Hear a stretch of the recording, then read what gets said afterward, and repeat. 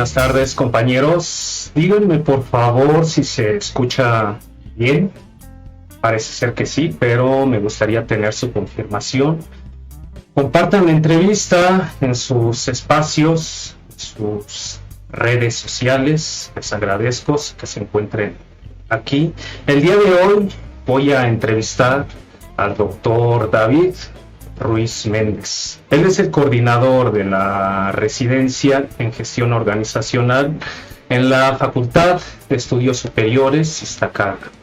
Él se encuentra dentro del ala del conductismo, en específico del conductismo radical.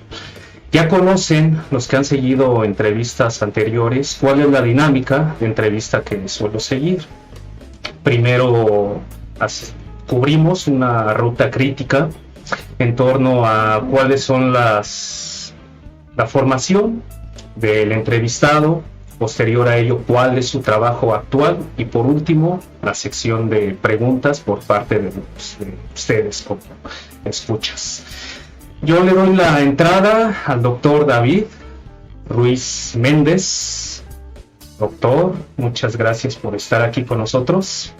Muchas gracias a ti, Eric. Un gusto y un placer estar aquí contigo y también con todas las personas que nos siguen en vivo. Perfecto, doctor. Pues mire, ya tenemos aquí varios seguidores y se van a ir sumando a lo largo de que vaya avanzando la entrevista. Doctor, pues vaya, vamos al grano. ¿Cuál ha sido su desarrollo profesional? ¿Nos pudiera describir en un periodo, no sé, de unos 2 a 5 minutos, cómo se integra en la psicología, cómo llega a ser el coordinador tan joven de la residencia en gestión organizacional, cuáles son sus líneas de trabajo actuales, que nos hable de usted, que nos haga una presentación amena para los seguidores de la página. Muchas gracias, querido Eric. Pues mira, ha sido un gusto estar aquí con ustedes, es un gusto.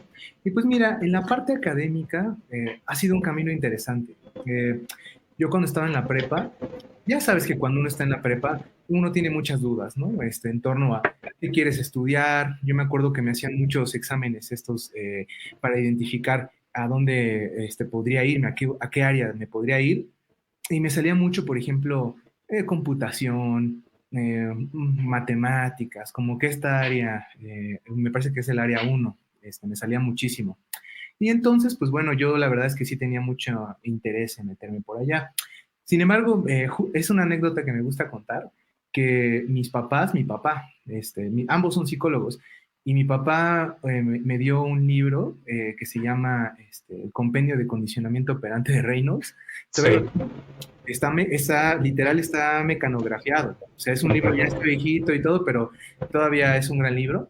Y me acuerdo que leí el libro y dije, órale, esto es la psicología.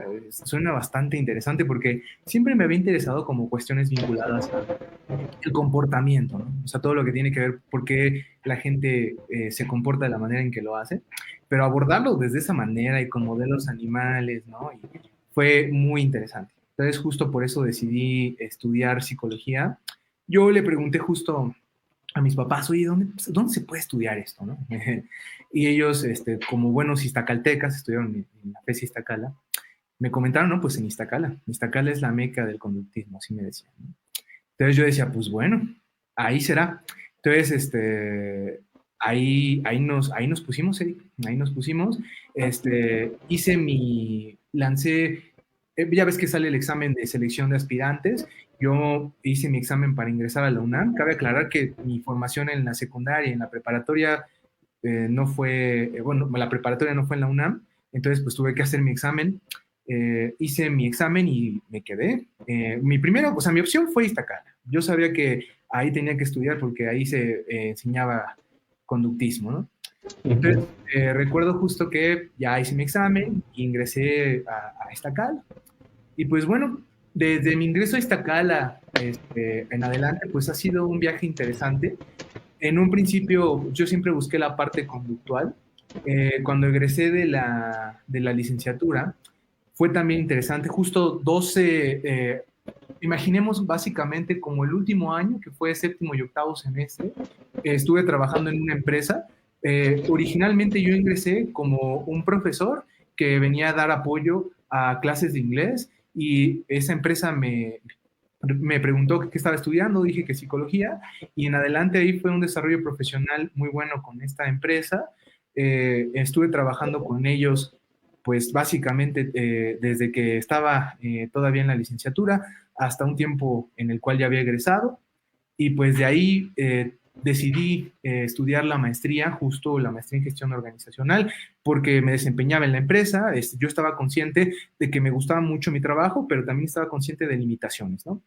Todos los psicólogos, cuando egresamos, tenemos que ser autodidactas, aprender y también reconocer las cosas que quizá tenemos que mejorar. Y yo sabía que me hacía falta formación. Entonces, por eso decidí estudiar esa maestría, querido Eric. Y pues bueno, ya estando en la maestría, conocí a grandes personas, a muy buenos profesores y profesoras que forjaron mucho varias cosas y la manera en la que pienso. Y de ahí salió la inquietud hacia la parte académica. Muchos de ellos me facilitaron materiales que me permitieron reconectar con aquello que me interesaba desde antes, ¿no? Que era justo el estudio experimental del comportamiento. Y pues eso permitió que me fuera decidiendo por una carrera en la parte académica. No fue interesante, Eric, porque, por ejemplo, me recuerdo que cuando salí de la maestría me llegó una oferta de trabajo en una empresa.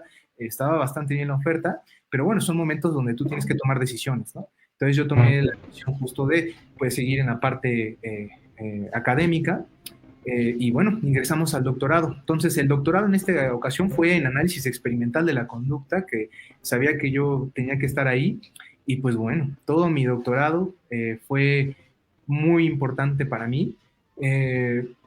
Conocí a muchas personas muy importantes, pero te podría decir que quizá las personas que cambiaron mi vida totalmente es el doctor Matthew Bell y el doctor William Baum. Estuve estudiando con ellos en Estados Unidos, fui a California y estuve con ellos. La verdad es que me cambiaron el panorama totalmente. Y pues bueno, concluyo el doctorado, mi querido Eric, y pues básicamente ha sido esta experiencia. Cuando estaba en la maestría también estuve un tiempo estudiando en Nuevo México. Me fui, si no mal recuerdo, cuando iba en tercer semestre, estuvimos en Nuevo México. Fue un viaje de una beca de excelencia. Básicamente nos fuimos varias personas de la FES Iztacala, entre alumnos de distintas carreras hasta profesores y profesoras, y anduvimos por allá un buen rato. Me regresé, yo creo que hasta diciembre, después de la Navidad, me acuerdo que regresamos a México. Pero yo te diría que la experiencia que más forjó lo que soy ahorita es ese viaje a Estados Unidos. Ese viaje durante el doctorado me permitió entender varias cosas y me abrió los ojos de una manera muy, yo diría que muy, muy padre, pero al mismo tiempo sí generó una escisión en la manera en la que pienso. Entonces, pues básicamente, querido Eric, así estuvo mi formación, en pocas palabras, y pues bueno, andamos por acá muy contentos. Yo podría resumirlo en que lo que más me gusta es la parte conductual, y bueno, más adelante también te platicaré de mi otro gusto, que es la parte estadística y todo lo que tiene que ver con la parte matemática. Entonces, lo podemos resumir de esa manera, querido Eric. Te voy a lanzar una bola ensalivada, David. Adelante. Aquí tenemos a muchos de nuestros seguidores. Están, pues no afiliados, porque no hay una hoja de afiliación, aunque pareciera ser que están afiliados. Son próximos a la perspectiva interconductual. Yo cuando te conozco, también tú te encontrabas en la perspectiva interconductual, y años después ya te encuentras ahora del lado de la luz, en el conductismo radical. ¿Qué fue lo que pasó, David? ¿Qué hace que abandones, en primera instancia, que te acerques a la perspectiva conductual? Porque tus primeros, pues el primer texto de psicología seria del que me hablas es el Reynolds, que es precisamente son los operantes y los clásicos operantes. Y pues ya con el interconductismo tenemos ahí una metateoría. y muchos estudiantes de Iztacala eh, se, se encuentran dentro de la óptica interconductual y muchos de ellos ahí se quedan. ¿Qué hace que regreses al conductismo radical, a la psicología operante? ¿Qué encontraste en los operantes que no encontrabas en los interconductistas? Esa es una muy buena pregunta, Eric. Primero que nada, pues bueno, me da mucho gusto saludar a aquellos o aquellas estudiantes o personas que estén en esta postura, porque yo creo que es muy loable el hecho de acercarse, ¿no? A una postura que abiertamente sostenga una perspectiva científica desde la psicología, ¿no? Entonces, eso yo diría que es admirable, ¿no? Cuando yo ingresé a la facultad, me di cuenta de algo muy curioso, y era que no había profesores conductistas. O sea, cuando yo ingresé, conocí a muy grandes profesores y profesoras que han sido muy buenos y que siguen siendo muy buenos, pero que no tenían la postura que yo buscaba, que era justo el análisis de la conducta. Eh, yo me di cuenta de esto. La verdad, disfrutaba las clases con muchos de ellos en métodos cuantitativos. Me tocó el plan viejo, métodos Ujú. cuantitativos, también en la parte de teoría. Todo eso era muy interesante, pero pues bueno, no era análisis de la conducta. Entonces me di cuenta que no había profesores ya en el análisis de la conducta, no hacían análisis de la conducta. Entonces, pues bueno, cuando pasé a cuarto, quinto semestre, la verdad ya me estaba desanimando mucho de la carrera. En algún momento llegó a pasar a mi consideración poder cambiar de carrera, porque no me sentía a gusto, no era lo que yo quería, ¿no? Pero bueno, ya hablando con colegas y con mis propios padres, ¿no? Me decían, bueno, tienes que buscar forjar este camino. Y justo vi que lo más cercano que se parecía al análisis de la conducta era el interconductismo. Entonces empecé a platicar con algunos muy buenos profesores, que también les mando muchos saludos, eh, y ellos fueron los que me ayudaron primero a mi titulación. Héctor Silva, un gran profesor, muy buen académico, que me ayudó mucho a poder, primero concluir mi trabajo de titulación y pues a orientarme en esta área, ¿no? Y la verdad es que me llamó mucho la atención, justo porque era una postura científica de la psicología, y pues seguí estudiando, ¿no? Seguí estudiando lo que se hacía. Sin embargo, cuando entré a la maestría, tuve contacto con algunos otros profesores, por ejemplo, la doctora Vega, la doctora Cera Vega, que me facilitó muchos materiales, tuvimos varias conversaciones y pues empecé a ver que había oportunidad de profundizar en los conocimientos que a mí me interesaban, que estaban justo en el análisis de la conducta. Recordemos también que la doctora Vega su doctorado también es análisis de la conducta, y entonces, pues bueno, me empecé a acercar a esa área de nuevo, ¿no? Y la verdad es que empecé primero justo a leer de ambas posturas, hasta que un punto culminante fue cuando empecé a leer un libro de mi mentor, que es el doctor William Baum, que se llama Understanding Behaviorism. Y ya Ujú. cuando empecé a leer ese libro, fue una revelación, ¿no? Empecé a leer los artículos del doctor Baum, varios, me acuerdo muchísimo de algunos. Por ejemplo, hay uno que publica en el 89, ¿no? Quantitative Description of Environment Behavior Relations. Buenísimo, un trabajo magistral, y me empecé a dar cuenta que muchos conceptos que venían en ciencia de la conducta, la que se publicó en los 80s, ¿no? Se retomaban justo de la postura de William Baum. Por ejemplo, el término colección de eventos, ¿no? La distinción entre molar. No me gusta usar la palabra molecular, por ella si quieres lo platicaremos después, estoy seguro, pero ahí fue cuando me cambió la perspectiva, y entonces dije, bueno, creo que necesito estudiar análisis de la conducta. Ya cuando me metí al doctorado, fue un viaje monumental, ¿no? Por ahí tengo los bonches, ¿no? De lecturas, literal, no te miento, tengo fácil más de 600 artículos impresos que nos hacían leer en el doctorado. Aquí también le tengo que agradecer al doctor Rogelio Escobar, una persona excepcional, un hombre muy inteligente, un investigador admirable, ¿no? Y definitivamente me cambió la perspectiva. Me di cuenta que el análisis de la conducta, que era lo que había buscado desde un principio, era lo que me llenaba, hacer ciencia, obtener datos Ujú. científicos. la metodología, la gran tradición experimental que hay detrás de todo ello, ¿no? Y cómo esa parte experimental, fíjense, esto es algo que me gustaría resaltar de ello. Mucha gente tiene esta idea errónea de que lo aplicado y lo básico son diferentes. Y dice, es que lo ves desde una parte más experimental, pero si leemos clásicos como el artículo de Beer, Risley, Wolf, ¿no? La única diferencia es el escenario. O sea, básicamente es esta lógica sumamente experimental, esta lógica bastante empiricista, podríamos decirlo de esa manera, trabajos como Smith, ¿no? Sobre el pragmatismo, por ejemplo, o sea, varios aspectos epistemológicos que le dan ese gran atractivo, ¿no? Al análisis de la conducta, y pues ahí cambié radicalmente. Actualmente te puedo decir que mientras respeto y considero que es admirable muchos esfuerzos que se hacen en la parte interconductual, son incompatibles ya con mi visión de la vida y del comportamiento. Y hay grandes puntos de divergencia fuertes y yo creo que también cuestiones conceptuales de mucha confusión en ambos. ¿Pudieras mencionar dos de estos puntos, David? Sí, mira, un ejemplo que me gusta resaltar, ¿no? A veces me daba la impresión cuando leía los textos que se construía un hombre de paja en términos de las explicaciones que se hacían en el análisis de la conducta, ¿no? Por ejemplo, la cuestión de la interacción, ¿no? Cuando, por ejemplo, Michael Perón en el 91 señala claramente que ha sido el objetivo mismo del análisis de la conducta, por ejemplo, ¿no? Entonces, la interacción como objeto de estudio, la propia, si nos queremos ir más atrás, ¿no?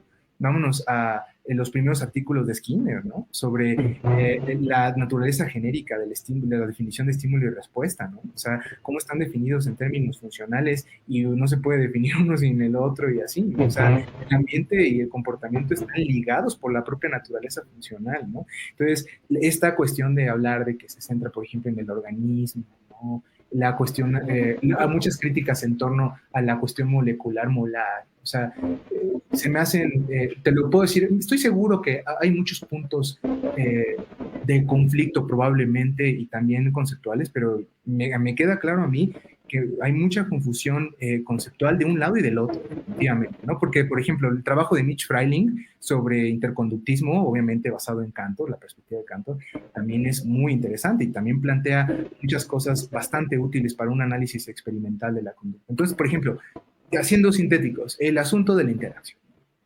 Ese asunto, ¿no? Nosotros estudiamos la interacción, la propia naturaleza epistemológica del análisis de la conducta se centra en eso. Entonces, eso es importante. Otras cuestiones tienen justo que ver con el mentalismo, ¿no? El papel del mentalismo, por ejemplo. Ojo, también ya otras cuestiones más de carácter fino, ¿no? Por ejemplo, ¿qué significa ser pragmático? O sea, ¿qué significa el pragmatismo como característica epistemológica clave en el análisis de la conducta? ¿Qué significaría, David? ¿Ah? ¿Qué significaría el pragmatismo? El pragmatismo, la noción de qué es verdadero. O sea, ¿qué es verdadero? El criterio de verdad, ¿no? O sea, ¿cómo defines que algo... Hay una frase que me encanta de Skinner, ¿no? O sea, a Robinson Crusoe no le interesa estar de acuerdo con un fantasma, ¿no? En términos de el acuerdo entre los observadores, ¿no? O sea, cómo se define algo objetivo versus subjetivo, ¿no? Entonces, el criterio de verdad es la utilidad. Es el pragmatismo. Y esa utilidad es como es la estrella que guía muchas de nuestras aproximaciones, ¿no? O sea, muchos de los modelos que existen en el análisis de la conducta, etcétera, ¿no? Cuestión que no se discute muchas veces en algunos textos de naturaleza epistemológica desde otras posturas dentro de los propios conductismos, ¿no? Obviamente también hay que aclarar que el interconductismo, pues está la versión de Cantor, está la versión de Rives, e incluso yo seguramente estoy segurísimo, no me he actualizado, pero ya hay distintas ramificaciones, ¿no? Y pues de nuestro lado, pues el teleológico, ¿no? De Racklin, por ejemplo, el teórico, ¿no? De Staddon, ¿no? El de nosotros, que es el molar multiescala, ¿no? De William Baum, o sea, hay muchísimas perspectivas, ¿no? Es muy rico conceptualmente, ¿no? Entonces, es importante apreciar esas sutilezas, ¿no? Que definen cada una de esas aproximaciones. Entonces, yo te diría, por tocar solo algunas, esas dos, ¿no? la controversia sobre la interacción como objeto y la cuestión de la naturaleza epistemológica, concretamente el papel del pragmatismo, ¿no? En torno a lo que hacemos en análisis de la conducta. Yo también estoy de acuerdo contigo que el pragmatismo ha sido satanizado. Incluso esto que comentas en torno al criterio de verdad es algo que ya se advertía desde las tesis de Feuerbach, desde el siglo XIX. Ya se advertía precisamente que uno de los criterios de verdad es la aplicabilidad, la posibilidad de poder cambiar las condiciones naturales de facto, más allá que lo que se pueda decir en alguna elucubración teórica. Ahora bien, a lo largo de la entrevista, dado que las aplicaciones están al fin de cuentas también sustentadas en teoría, pues vamos a estar regresando a estos puntos, yendo y viniendo. Pero para sentar pies sobre lo que hacen en la residencia de gestión organizacional, ¿pudieras describirnos, por favor, cuáles son sus antecedentes, cómo caminan los primeros años, cómo se van abriendo paso?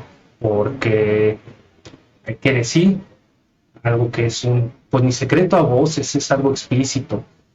En industrias, en organizaciones, llamada psicología laboral, psicología del trabajo, psicología organizacional, el conductismo no es la postura hegemónica, así como no lo es tampoco en la academia, no es en la educación, y tampoco lo es en el ámbito clínico, donde creo yo que todavía están más perdidos, porque hay algunos que se dicen cognitivo-conductuales y contextualistas, y en sus tiempos libres hacen psicoanálisis también. ¿Cómo inicia esta residencia de la gestión organizacional? ¿Quién la promueve? ¿Cuáles son las problemáticas a las que se encuentran para irse abriendo paso? ¿Pudieras hablarnos un poco de eso, por favor, David? Claro que sí, mire, pues mira, hay muchas cosas que platicar en torno a esto. La residencia originalmente comienza a operar de una manera interesante. Se abrió como un programa. La palabra gestión organizacional hace referencia a un proceso administrativo. O sea, básicamente, hablar de gestión organizacional es hablar de ciencia administrativa, ¿no? Entonces, gestión organizacional implica poder intervenir en distintos aspectos a nivel organizacional con una postura multidisciplinaria para poder resolver problemas a distintos niveles, ¿no? Entonces, esa era la idea original de la maestría. Es interesante, te digo que es interesante porque el propio nombre y la definición entraban en conflicto con el plan de estudios actual de la maestría y doctorado en psicología, ¿no? Que se puede consultar en psicología.posgrado.unam. Entonces nace la maestría, tiene una vida breve. Nace, me parece que dura 2 años abierta y después se cierra. Y se cierra por motivos que tienen que ver con cuestiones administrativas y también con cuestiones de carácter académico. La verdad es que... Para ubicarlo en el tiempo, David, ¿de qué años estamos hablando esta primera apertura? Fíjate que no lo tengo ahorita muy claro, pero tengo entendido justo que es, pensemos, principios del 2009, 2010, más o menos, es cuando ocurre esto. Y después la maestría, la propuesta es muy importante. Mira, te lo digo porque es importante. Hicimos un estudio y estábamos viendo datos de la Secretaría de Economía y veíamos una información impactante, o sea, te lo digo. De acuerdo con los datos de egreso de la UNAM, que se pueden consultar en la encuesta de egresados de la UNAM, el promedio de salario que tienen los alumnos egresados de psicología, así tomándolos a todos, es de 1,500 pesos mensuales. Sin embargo, si tú te vas y te metes a la Secretaría de Economía y empiezas a ver qué están haciendo los psicólogos en la parte organizacional, que se reduce básicamente a industrias la industria de telecomunicación, todo lo de retail, o sea, varios tipos de industria, es abismal. El sueldo cambia a 22,000 pesos promedio. Imagínate el cambio, ¿no? O sea, es grande la diferencia, ¿no? Pero no pensemos también en términos de eso, sino que también mucha de la oferta de trabajo que hay para los colegas es justo en la parte organizacional. Entonces, esto hace que vuelva a abrirse la residencia. Nada más que en esta ocasión se abre bajo el mando de la doctora Vega. Entonces, cuando la doctora, se abre bajo el mando de la doctora Vega, pues nace lo que yo consideraría el verdadero comienzo de la maestría, ¿no? Que es justo crear una maestría con una visión científica. Muy grandes profesores, por ejemplo, la doctora Patti Landa, ¿no? Que es una persona a la cual estimo mucho, la doctora María Luisa Cepeda, el doctor Carlos Nava, el doctor Arturo Silva, muchas personas que estuvieron involucradas en la construcción de la maestría, ¿no? Es un reto, claro, porque la doctora tuvo que construir muchas cosas desde un principio. La maestría se empieza a desarrollar, te estoy hablando ya del 2011 en adelante, ¿no? Y empieza a haber este proceso de transformación. Justo la idea ahora ya es cambiar desde una gestión organizacional a una psicología organizacional, es decir, hacer psicología en un escenario socialmente relevante, el cual es una organización. Entonces se empieza a trabajar, obviamente, es un proceso arduo, ¿no? Es un proceso arduo. Distintos profesores trabajaban también en distintas áreas y se involucraron en el área organizacional, a mi parecer, con mucho éxito, ¿no? O sea, teniendo grandes avances, ¿no? Grandes logros, las generaciones van saliendo con una formación muy metodológica, o sea, muy centrada en la metodología y muy centrada en la parte estadística, ¿no? Sobre todo en la parte de construcción de instrumentos, ¿no? Obviamente esa es la especialidad de muchos de los profesores que te acabo de señalar, son muy destacados en esta área. Y entonces, mi querido Eric, pues bueno, empiezan los cambios. O sea, yo te diría que empieza a haber muchos cambios. En el 2013, no es cierto, en el 2013 no, me parece que fue, sí, en el 2013 hubo una primera actualización del plan de estudios, y después el plan de estudios se va actualizando poco a poco para incluir como cuestiones más en psicología. Y sobre todo cuestiones más conductuales. Obviamente no era una perspectiva totalmente conductual, era, yo diría, una perspectiva de psicología científica, basándose en algunos trabajos de psicología conductual, pero más abierta a trabajos que no necesariamente eran de carácter conductual, sino que probablemente involucraban también algunas posturas cognitivas, ¿no? Y aprovecho aquí nada más para hacer un paréntesis, ¿no? El doctor Peter Kilin señala algo muy interesante, ¿no? Tiene un artículo que se llama Suing Peace Against Mentalism, que sea algo así como proponiendo la paz con el mentalismo, ¿no? La psicología cognitiva, podemos no estar de acuerdo con sus explicaciones, pero tienen trabajos muy interesantes y que son científicamente de alto valor. Entonces, era algo que se estaba incorporando. Entonces, empezó este trabajo, Eric, hasta que, bueno, empieza a evolucionar de una manera. Yo, cuando egreso de la maestría, ingreso como profesor, y cuando ingreso como profesor, empecé a trabajar junto a la doctora Vega, con muchas actualizaciones a la maestría. La doctora Vega y un servidor fuimos pioneros, ¿no? De la primera práctica, ¿no? Que era cambio individual, ¿no? Antes se llamaba coaching, imagínate, ¿no? Y ahora es cambio individual, ¿no? Que es literal modificación de la conducta, o sea, utilizando diseños intrasujeto n igual a 1 de caso único, ¿no? O sea, y a partir de esto se empieza a trabajar de lleno en esta postura, ¿no? Se involucran también otros profesores muy brillantes con nosotros, y empezamos a trabajar en esto. Y pues bueno, obviamente llega un momento en el año, si no mal recuerdo, 2022, yo termino mi doctorado, egreso, y hay un cambio de responsable. Entonces, el cambio se propone una terna, y resulto favorecido ante la evaluación académica que se realiza, y empezamos con esta nueva etapa, Eric. Y esta nueva etapa es marca muchos puntos de diferencia, y yo diría que propone algunos cambios que son muy radicales. Entonces, si quieres los detallo más adelante, pero sí, claro, de manera muy breve es esto.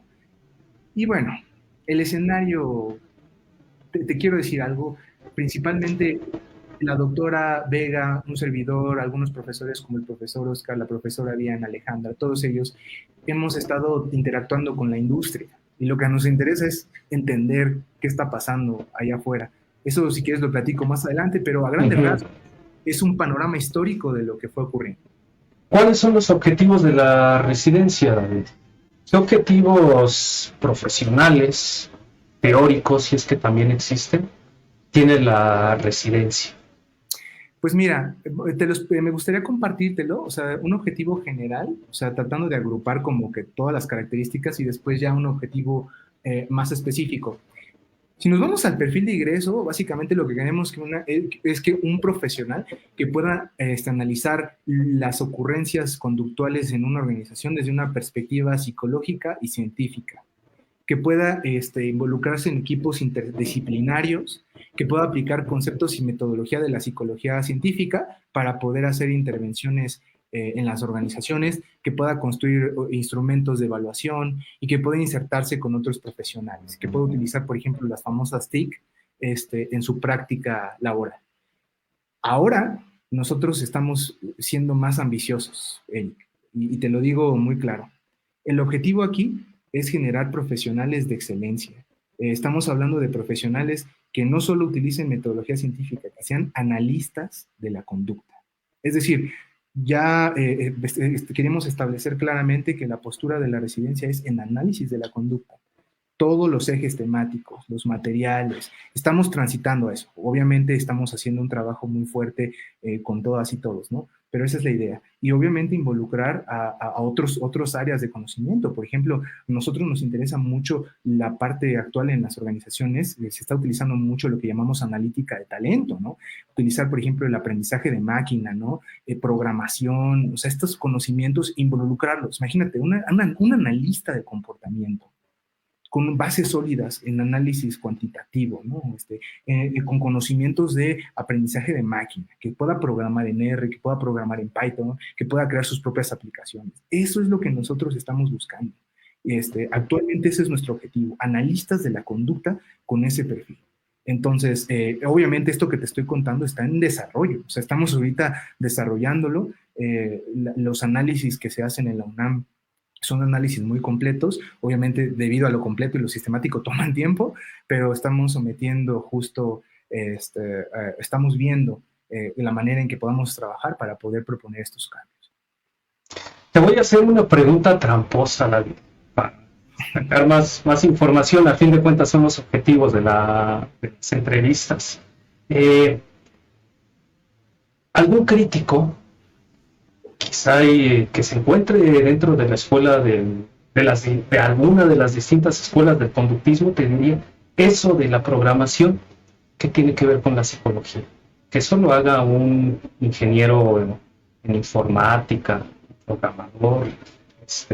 Yo sé que sí puede ser útil para la psicología y quizá más adelante de algún ejemplo, pero contéstanos pues, tú. ¿Para qué puede ser útil la programación a un psicólogo que se desempeñe en organizaciones? Esa es una pregunta muy interesante. Mira, te la voy a responder desde tres ejes, ¿no? El primero es que el análisis de la conducta y la programación siempre han estado muy de la mano. Por ejemplo, a mí me encanta un artículo de Skinner, ¿no? A Case History in Scientific Method, ¿no? O sea, que muestra cómo él fue desarrollando su propia aproximación hacia el estudio de la conducta, ¿no? Y lo narra de una manera muy bonita, ¿no? O sea, ilustra la construcción de los aparatos, aquellos bellos accidentes, ¿no? En aquel entonces, el laboratorio de Harvard, ¿no? Los estudiantes llegaban y tenían que construir sus cajas, tenían que aprender a programar, tenían que aprender, por ejemplo, cómo funcionaban los relevadores, ¿no? Todavía se utilizaban las perforadas para los intervalos, ¿no? O sea, era muy interesante eso. Entonces yo digo que hay una conexión muy fuerte entre el análisis de la conducta y hacer tus cosas, ¿no? O sea, en la parte de programación. Incluso ese artículo, permíteme hacer porque lo traigo y si no se me va a olvidar, se le podría haber titulado también pues, cómo se moldea a un conductista, porque al fin de cuentas lo que presenta en ese artículo es su historia de moldeamiento. Exactamente. Era eso. Sí, nada más eso quería agregar. No, creo que tú lo defines de una manera muy bonita. Y retomo, ¿no? Justo algo que señalan, por ejemplo, Latal y colaboradores, o también Michael Perón, ¿no? O Baron y Perón. Cómo tu objeto de estudio empieza a controlar tu conducta, ¿no? O sea, que eso es algo interesante, ¿no? Que va ocurriendo. Ujú. En la parte organizacional es bastante útil, por ejemplo, imagínate a una persona, un psicólogo, que se da cuenta que acaba de salir un nuevo procedimiento para evaluar, por ejemplo, lo que le llaman las personas habilidad cognitiva. ¿Cómo le hace para poder aplicarlo? ¿Cómo le hace para automatizarlo? ¿Cómo le hace para generar? Este tipo de cosas son las que nosotros estamos apuntando, ¿no? Generar tus propios programas para que tú puedas generar tus procedimientos evaluativos, para que tú puedas generar, por ejemplo, algún tipo de plataforma, ¿no? En la parte de los datos, por ejemplo, en la programación, para poder construir cualquier tipo de análisis que te puedas encontrar, ¿eh? Muchos softwares son bastante buenos. A mí me gusta, por ejemplo, de software libre, el JASP, por ejemplo, que es bastante interesante, pero hay que decirlo. Justo ayer platicaba con un colega de esto. Estábamos haciendo unos análisis desde estadística bayesiana, ¿no? Y me decía, chin, es que no está este análisis, no está, ¿no? Y justo si te vas, por ejemplo, a R o a Python, los encuentras. Los encuentras literal. Cualquier análisis que te imagines está en R. Así. Entonces, a mí me ha pasado, ¿no? Que digo, oye, este análisis está interesante, habrá paquetes y hay paquetes. Entonces, es como darle ese poder, esa libertad al psicólogo, ¿no? De que no necesitas limitarte, puedes construirlo tú. Es como ese espíritu de análisis de la conducta muy autogestivo, ¿no? De construir tus cajas, hacer tu programa. Mismo acá, ¿no? Construyes tus aplicaciones, construyes tu código, analizas tus datos, ¿no? Hay mucha gente que dice, no, pues al analista de datos, pero no hay mejor persona que pueda analizar tus datos que tú. Es un proceso interesante, ¿no? Peng y Mitsubi, en un libro que me gusta mucho que se llama The Art of Data Science, ¿no? Dicen, la manera en la que tú construyes la lógica detrás de tus datos requiere un conocimiento íntimo con ellos, ¿no? Entonces, si tú tienes esa libertad, es muy padre lo que se puede lograr. Entonces, justo esa es la idea, que ellos, obviamente nosotros desde una perspectiva científica, lo que queremos es permitir que estas psicólogas y psicólogos puedan sean libres a nivel profesional, que no estén limitados, que puedan desarrollar, que lo que ellos sueñan en hacer lo puedan desarrollar. Ese es como nuestro objetivo a largo plazo, ¿no? O sea, poder dotar de esas herramientas. Y dicho sea de paso, los sistemas actualmente que ya se utilizan en el grueso de las empresas de medianas a grandes de gestión ya todos son digitalizados. Exactamente. Ya se andan moviendo hacia allá. En un foro, compañeros, a los que realizó precisamente la residencia de gestión organizacional, tuve la oportunidad de presentar qué son esto de los sistemas de gestión organizacional y cómo participa un psicólogo. Les voy a dejar el enlace, ya es una presentación un poco vieja, de unos 4 años quizá y más, pero sirve para saber en qué puede servir la programación a un psicólogo. Y dicho sea de paso, uno de los problemas al momento participar en la programación de esos sistemas era precisamente que menciona el doctor David, que yo no tenía control sobre la programación, tenía que asistirme de un programador, de un ingeniero en informática, y los problemas que eso genera, incluso para la comunicación entre disciplinas. Pero continuamos entonces, David. ¿Cuál es el estado actual de la residencia en gestión organizacional? ¿Qué es lo que actualmente están haciendo? ¿En qué empresas han intervenido, tanto del sector público, sector privado, empresas, como paraestatales del sector público? ¿Qué es lo que han estado haciendo? Muchas gracias, Eric. Pues mira, la verdad es que ha habido una explosión de actividad muy, muy grande actualmente en la residencia. Yo creo que se debe mucho a las posturas, al tipo de cosas que estamos haciendo, también en gran medida también a los profes, ¿no? Que son una parte fundamental, ¿no? Del trabajo. Ahorita tenemos una estructura de 4 prácticas. La primera práctica se centra en cambio individual, es decir, utilizar el análisis de la conducta y principalmente una aproximación desde el análisis conductual aplicado para poder hacer intervención individual, utilizando diseños de caso único. Esa es la primera práctica, ¿no? La segunda práctica tiene que ver con gestión del talento. Ahí revisamos varios aspectos que tienen que ver con la incorporación de las personas a las organizaciones, su evaluación, etcétera. Está muy interesante porque, mira, te quiero decir algo. Las famosas pruebas psicométricas, ¿no?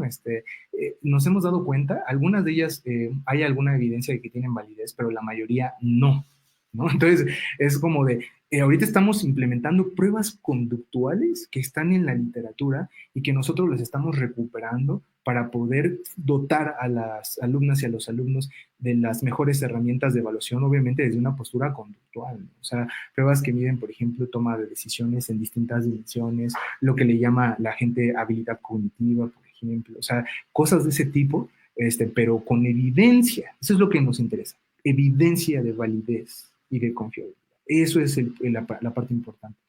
En tercer semestre tenemos Machine Learning aplicado. Imagínate esto, o sea, tomar medidas de comportamiento, tomar medidas con instrumentos también de autorreporte y esos datos, utilizarlos a través de algoritmos que estamos nosotros programando, distintos algoritmos de Machine Learning, aprendizaje supervisado, no supervisado, para poder dar soluciones a las empresas, ¿no? Eso es lo que estamos haciendo en en el tercer semestre, y en cuarto semestre, capacitación. No me dejarán mentir luego mis alumnas, muy conductual el asunto, ¿no? O sea, me gusta mucho una frase de Goldstein y Ford en su libro Training in Organizations. Dicen, toda capacitación se puede considerar un experimento, ¿no? Entonces, imagínate, un objetivo instruccional, sensibilizar a las personas sobre el uso de plásticos.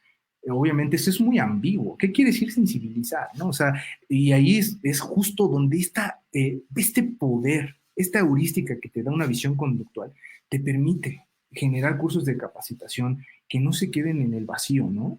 Que puedan evaluar el impacto en el colaborador, ¿no? Entonces esa sería la cuarta.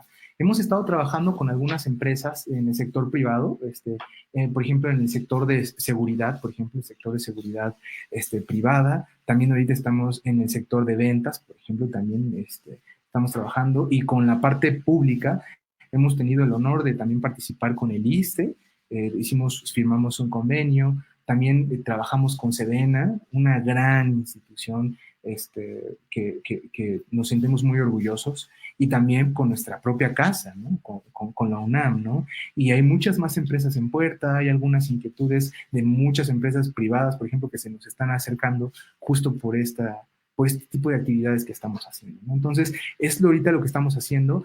La parte muy fuerte, Eric, es la parte de cambio individual, o sea, todo lo que se hace ahí, las empresas nos lo piden, o sea, las profesoras lo hemos visto, ¿no? Los resultados que genera, y lo de Machine Learning, definitivamente. O sea, es mucho poder analítico. Obviamente, sí te quiero decir, yo, si algo no me gusta y algo siempre he criticado, es las reglas de dedo, ¿no? Así de que, ay, esto es esto y esto es otro. No, entiende las matemáticas. Eso es lo que estamos tratando de hacer ahorita, ¿no?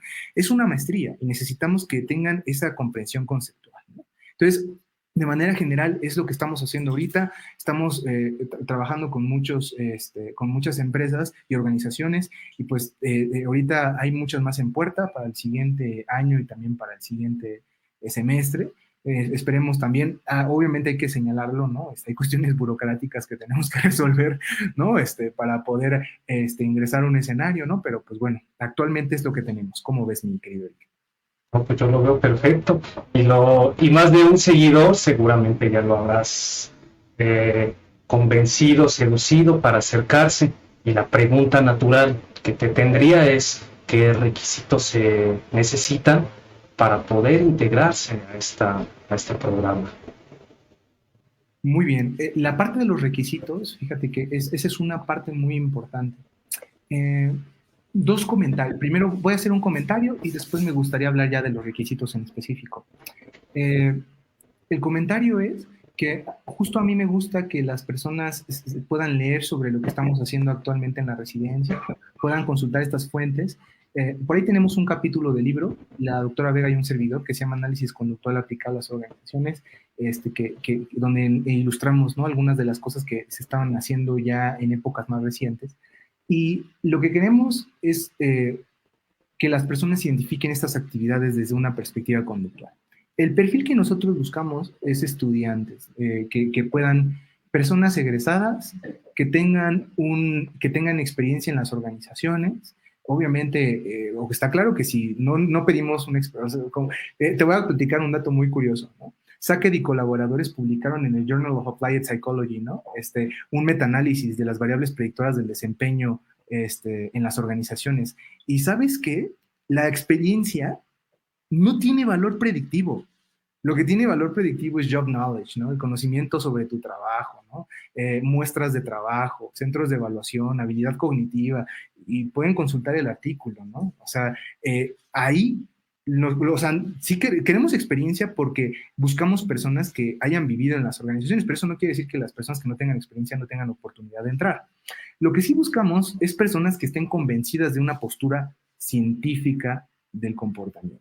Buscamos... ¿Y cómo operativizas eso? Porque eso pues sería, yo llego, te digo, pues yo estoy convencido, no lo demuestro, ¿no? O sea, ¿cómo operativizan eso del convencimiento para irnos a términos objetivos?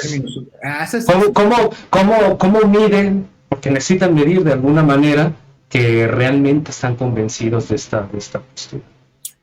Hay muchas maneras. Retomo una frase muy bonita, ¿no?, de Cattell, ¿no?, la historia de la ciencia y la historia de la medición. O sea, es muy bonito. Nosotros hacemos un proceso de selección donde vamos evaluando a las aspirantes y los aspirantes, ¿no?, en distintos momentos. Y varios de estos elementos de selección implican obviamente un examen específico, implican una entrevista. Y las entrevistas son muy poderosas. De hecho, en este artículo de Sackett, la entrevista estructurada es el principal predictor del desempeño, ¿no? Y en estas entrevistas estructuradas nosotros hacemos preguntas que van enfocadas a poder discernir si lo que la persona proporciona como una respuesta ante un cuestionamiento sobre el comportamiento parte desde una postura científica o no. Hay distintas maneras. ¿Pudieras darnos un ejemplo de una de estas preguntas que realizan? ¿Que se realizan? Mira, una pregunta muy genérica. Las preguntas siempre las cambiamos, o sea, siempre son diferentes en los procesos de selección. Pero tú podrías preguntarle a una persona y le podrías decir, ¿qué es lo psicológico? Con esa sola pregunta puedes entender un poco mejor cómo ve esa persona las cosas. Y a partir de esa pregunta puedes hacer otras preguntas con base en lo que la misma persona te va diciendo, ¿no? Entonces, es literal saber cómo piensa el candidato o la candidata. Que mira, voy a ser muy claro aquí. Hay muchas personas que quizá no han tenido una formación totalmente científica, pero que quieren aprender a hacerlo. Y ha habido varias instancias y varios casos de personas que han venido desde posturas muy diferentes y ya estando en la residencia, cambian a una postura conductual, ¿no? O sea, pero justo este tipo de preguntas, por ejemplo, las preguntas es una manera, ¿no? La otra manera es ver cómo escriben, cómo se expresan un tema, muchas maneras de poder ver cuál es la visión de una persona. Sin embargo, yo te diría que la más importante es una fuerte formación metodológica y estadística.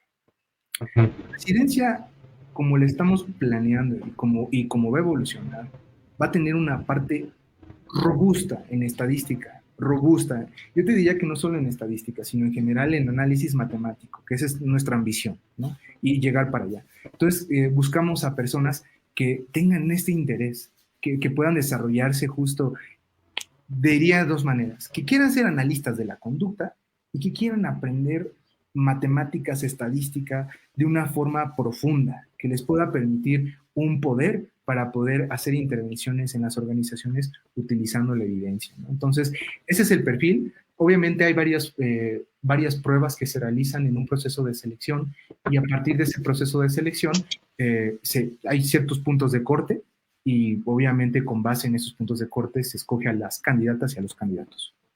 ¿Con cuántos estudiantes están trabajando aproximadamente por semestre? Ahorita tenemos, usualmente las generaciones que hemos tenido ahorita son 5 estudiantes, o sea, generaciones de 5 estudiantes. Por ejemplo, ahorita tenemos 10 estudiantes, ¿no? Unos que están en cuarto semestre y otros que están en segundo semestre, ¿no? Entonces son 10, vamos a decirlo de manera global, y, por cada semestre tenemos 5. Ujú, ujú. ¿Alguna edad en específico? No, la edad, la verdad es que la edad, igual, otra variable que no tiene poder predictivo, ¿no? O sea, Ujú, no nos interesa la edad. Realmente lo que nos interesa a nivel empírico es que demuestren el conocimiento en metodología estadística y una formación científica en psicología. Eso es lo que nos interesa. Realmente la edad, o sea, es muy variable. Tenemos una desviación estándar muy grande en la edad que tienen los ujú, estudiantes, ¿no? Podemos tener un estudiante de 23 años y también podemos tener un estudiante de 38, por ejemplo. O sea, ujú. es muy variable. O sea, la edad realmente no es un factor, definitivamente. Lo que nos interesa realmente es el desempeño del estudiante en las pruebas. O sea, en pruebas específicas para saber si tiene estas características. Y los proyectos que tengan planeados, David, en 3 momentos, corto, mediano, largo plazo, ¿qué proyectos tienen en puerta? Eso está muy interesante, mi querido Eric. Mira, a corto plazo, lo que buscamos hacer es incrementar varios indicadores. Por ejemplo, la eficiencia terminal le estamos incrementando mucho. Se han titulado algunas y algunos estudiantes que por motivos ajenos muchas veces a su control no se habían podido titular. También queremos actualizar todos los contenidos, esa parte también es muy importante, la actualización de los contenidos. Y también buscamos afianzar múltiples escenarios de práctica. Eh, en estos años, en los últimos 2 años, nos ha pasado que ahora podemos escoger escenario. O sea, literal tenemos muchas opciones para poder escoger y lo que queremos es afianzarlo todavía más y encontrar variación. A mediano plazo, lo que buscamos es consolidar a la residencia como un programa conductual. Es decir, incluso hay criterios. Si uno se mete a la BAI, hay criterios, o sea, esos criterios para reconocer a un programa conductual. Entonces, la lógica de la residencia está alineada a los criterios de la BAI. O sea, lo que Ujú, tenemos es un programa de analistas conductuales. O sea, que no haya ninguna duda de que es eclecticismo o son distintos tipos de conductismo. No, análisis de la conducta. Básicamente, análisis de la conducta con todos los requisitos, revisión de temas a nivel de filosofía, revisiones de temas a nivel de estudios, por ejemplo, a nivel de formación metodológica, hay varios criterios, ¿no? Entonces, ese es el objetivo a mediano plazo, ¿no? Y a largo plazo tenemos una ambición muy grande que tiene que ver con formar a los estudiantes en el dominio, en el uso y comprensión de la inteligencia artificial. Es un tema que mucha gente lo habla, ¿no? O sea, pero muchas personas realmente se han metido al tema, en lo que significa, ¿no? Entonces, lo que nosotros queremos es justo enfocarnos, vamos hacia allá. Es algo que siempre le digo a los estudiantes y también a algunos profesores, ¿no? No hay que estar pensando en lo que está pasando ahorita, tenemos que pensar en lo que va a pasar en 10 años, o sea, y ujú, justo hacia allá queremos ir, o sea, no porque sea un tema de moda, sino porque literal se encuentra en varios lados, o sea, literal en todos nuestros aspectos de nuestra vida encontramos algún aspecto vinculado a la IA. Entonces, por eso es importante que entendamos bien qué está sucediendo y que seamos profesionales, no especializados en IA, sino que con conocimiento útil para poder incorporarlo desde nuestra visión conductual.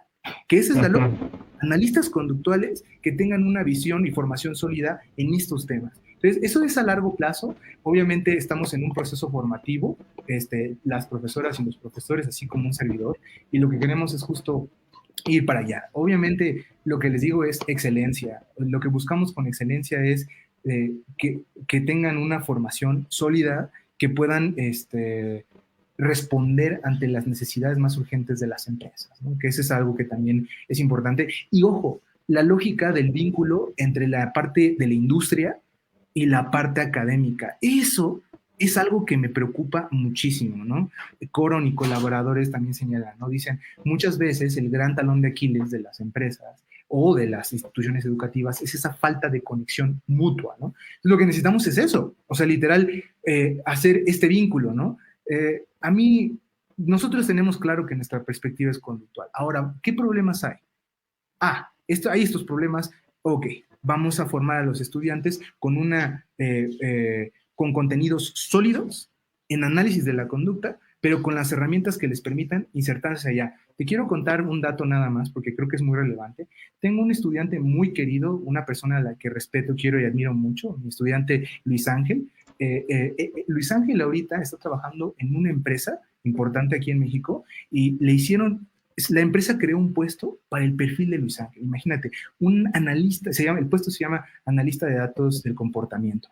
O sea, estoy muy orgulloso porque a nivel de industria se está reconociendo la formación que estamos ahorita promoviendo en las y los alumnos de la maestría, ¿no? Entonces, imagínate, ¿no? O sea, eso es lo que nosotros estamos ahorita buscando. Él está haciendo un trabajo excepcional, es una persona muy responsable y justo ahorita está teniendo muchos éxitos a nivel profesional. Obviamente también la empresa donde está es una empresa bastante abierta, con personas muy inteligentes, con personas también abiertas al cambio, ¿no? Entonces, te digo, ese es lo que queremos y justo a nivel profesional, este vínculo entre la industria y la academia tiene que ser permanente.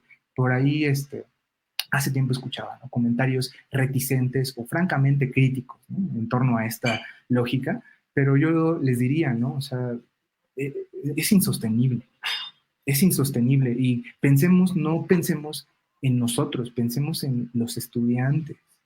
Eso es el punto importante, ¿no? No quiere decir que enseñemos lo que nos digan allá. Lo que quiere decir es que comprendamos, hagamos un análisis conceptual de los problemas que están enfrentando y podamos intervenir de manera exitosa y basada en evidencia en esos problemas. Eso es lo que nosotros estamos tratando de hacer.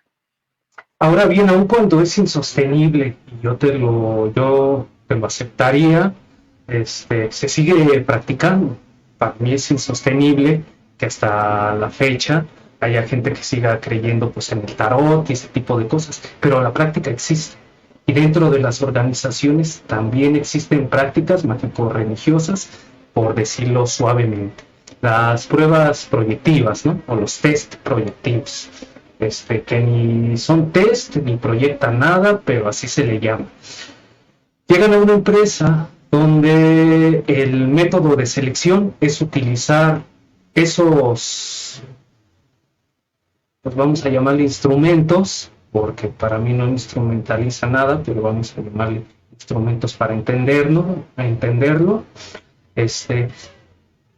¿Qué hacen ustedes para poder, pues, persuadir, convencer a quienes toman las decisiones, porque a fin de cuentas tiene que ver con quienes toman las decisiones, los cuerpos directivos, para que dejen de utilizar esos métodos en pos de métodos enfocados al análisis de conducta? Esa es una maravillosa pregunta, Eric. Mira, aquí quiero ser claro. Muchas y muchos colegas dicen, es que no se puede hacer mucho, no te dejan tomar decisiones, basta de esa forma de ver las cosas. Sí se puede, pero tienes que hacerlo de una manera muy específica. Te platico. Muchas personas en la industria buscan perspectivas serias, perspectivas basadas en la evidencia. Yo te diría incluso que muchas personas que están en las organizaciones son conductistas sin saberlo, ¿no? Uh-huh. En sí, yo creo que el grueso de la sociedad es conductista sin saberlo, metodológico, pero lo es, ¿no? Exacto, ¿no? O sea, me ha pasado con muchos colegas, ¿no? Que me encuentro esto. Entonces, lo que se está buscando es seriedad y resultados. Es decir, si tú tienes evidencia y puedes comprobarlo, retomando, ¿no?, las palabras de David Parmenter, ¿no? Si tú tienes evidencia y puedes demostrar la relación crítica que existe con los indicadores del revenue o los ingresos empresariales, te lo van a comprar. Y te lo van a comprar porque literal no es tu opinión, es algo que estás observando y estás documentando. Y si lo documentas bajo estándares sí, estrictamente científicos, todavía más. Te voy a platicar una experiencia muy interesante. Estuvimos hace tiempo unos alumnos, también soy profesor invitado de Tecnológico de Monterrey, o sea, digo, ya ahorita ha habido una reducción muy fuerte por mis actividades en la UNAM, claro está, pero hace tiempo tuvimos un ejercicio con una empresa muy grande internacional aquí en México y era un problema interesante. El problema era un problema en torno a cómo se redactaban las vacantes. Se sostenía que el contenido de cómo se redactaban las vacantes estaba generando un sesgo en los candidatos que estaban aspirando a ocupar esas vacantes, ¿no? Entonces, lo que hicimos fue un experimento. O sea, literal, variamos el contenido, primero analizamos el texto, ¿no? A partir del texto utilizamos un algoritmo que nos permitió hacer conteo sobre ciertas palabras y sobre cierta estructura de cómo estaba planteado. Después nos dimos cuenta de estas diferencias, hicimos una variación intrasujeto, íbamos presentando una, otra, en orden aleatorio, íbamos, a muchas personas les pedimos que nos dijeran si preferían una o preferían otra. Demostramos empíricamente que había un sesgo. Entonces, y señalamos específicamente qué era lo que se tenía que cambiar en la redacción, ¿no? Entonces, a la luz de esto, no hay cuestionamiento, ¿no? Y platicábamos con el director de la empresa aquí en México, una persona muy amable, también, muy buena, y nos decía, pues es que si nosotros pudiéramos saber esto, mira, te lo digo así, en las vacantes de Data Scientist, o sea, que hay actualmente en México, se pide así, Experimental Design. Qué curioso, ¿no? O sea, que pidan diseño experimental. Por eso, o sea, porque es lo que están buscando. O sea, y eso es lo que a mí me genera mucha emoción, pero también me genera como cierta frustración a veces, ¿no? Porque he escuchado también comentarios, ¿no? Desde la trinchera de la psicología, de que es que la psicología científica no lo es todo. Mira, son diferencias, ¿no? Yo respeto mucho a los colegas que están en el área, pero yo les diría que es muy gratificante poder hacer todo basado en la evidencia, porque al final del día, las decisiones que tú tomes afectan a muchas personas. Entonces, si tú los afectas con base en tu opinión, imagínate nada más qué falta de evidencia, ¿no? Pero si tú lo haces con métodos controlados y que puedes demostrar que lo que estás diciendo está sustentado en evidencia, pues entonces puedes ayudar a alcanzar su potencial a muchas personas, puedes incidir en que se sientan mejor. Entonces, justo es eso, evidencia. Si lo pudiéramos resumir en una palabra, evidencia. Y nosotros, en el análisis de la conducta, es lo que mejor manejamos, la evidencia. Entonces, yo lo pondría en una frase: cuando la psicología no funciona, cuando una perspectiva supuestamente psicológica no funciona, lo que hace es moralizar. Exacto. Utiliza el argumento moral, porque no tiene precisamente el argumento de la evidencia sobre la mesa. Exacto. Ahora bien, David, muchas de las problemáticas que se dan en organizaciones, que se le denomina de manera genérica problemáticas de índole político, al fin de cuentas pasan por ustedes tuvieron una intervención en el ISSSTE. ¿Pudieras hablarnos qué fue lo que hicieron, qué es lo que estaban buscando, en qué estado se encuentra actualmente? Sí. Me parece que se cortó aquí con este David. Permítanme un poco, compañeros, para ponerme en comunicación con él y saber si se quedó sin conexión. Permítanme.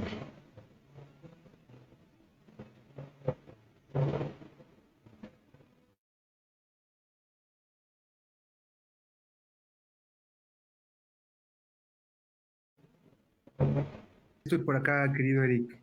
Bien, muy bien. Ya te iba a marcar por teléfono.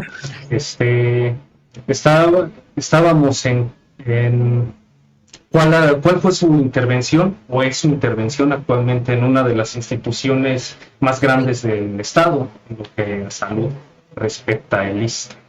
Claro.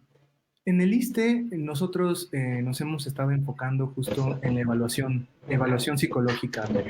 Lo que hicimos, hemos hecho algunas cosas interesantes, Eric. Me gustaría nada más plantearte algunos ejemplos.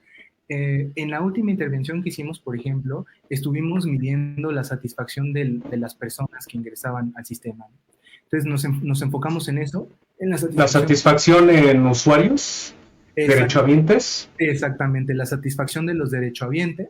También medimos aspectos vinculados al tiempo y que se le da al servicio. Por ejemplo, medíamos los tiempos entre que una persona entraba a que sacaba o poder registrarse efectivamente, y después de registrarse efectivamente, cómo esa persona iba a los signos vitales, después de los signos vitales, a la sala de espera, consulta, ¿no? Medimos todos esos tiempos y descubrimos algunas cosas muy interesantes. Quiero aquí nada más hacer el paréntesis para agradecerle todo el apoyo a las personas que estuvieron ahí, al doctor Alfredo, a la doctora Victoria, que son personas maravillosas y que siempre nos han apoyado.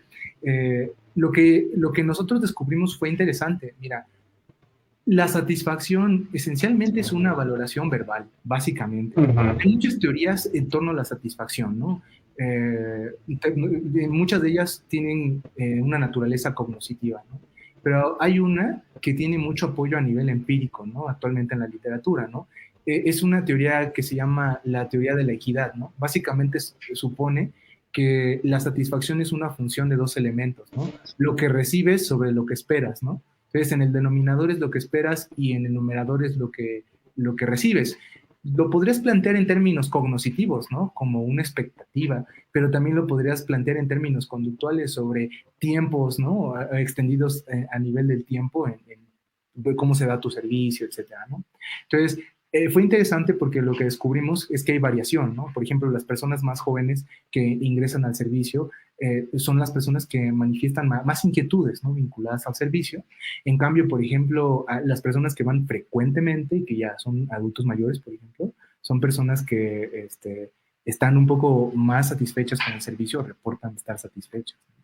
Entonces, esto es, yo pienso que es muy interesante, ¿no, mi querido Eric? Por otro lado, también encontramos que o sea, ¿cuánto tiempo te tardas en la clínica? Eso es interesante porque depende de muchos factores, pero hay unos muy importantes. Uno de ellos depende de la disponibilidad de los médicos, por ejemplo, y también de ciertos días, ¿no? Una fluctuación, por ejemplo, pensemos, la ausencia de un médico o, por ejemplo, asistir en ciertos días de ciertas semanas, hacía que los tiempos aumentaran mucho, hasta en 40 minutos, por ejemplo, ¿no? Entonces, este tipo de información es importante. Obviamente, bueno, hay que señalarlo. Son problemas complejos, ¿no? O sea, lo que hacemos es entenderlos, o sea, los medimos, los entendemos y vemos de qué manera podemos poder contribuir a su resolución, ¿no? Entonces, yo te pongo te planteo un problema.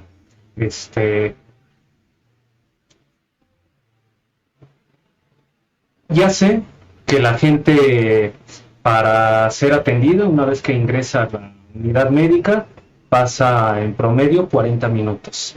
Eso ya lo sé. Y sé también que eso lo enuncia como un servicio ineficiente, poca satisfacción. Ustedes como psicólogos, ¿qué pueden hacer para mejorar esa dinámica de atención? ¿En qué pueden contribuir? Además de medir con la satisfacción o insatisfacción con el servicio.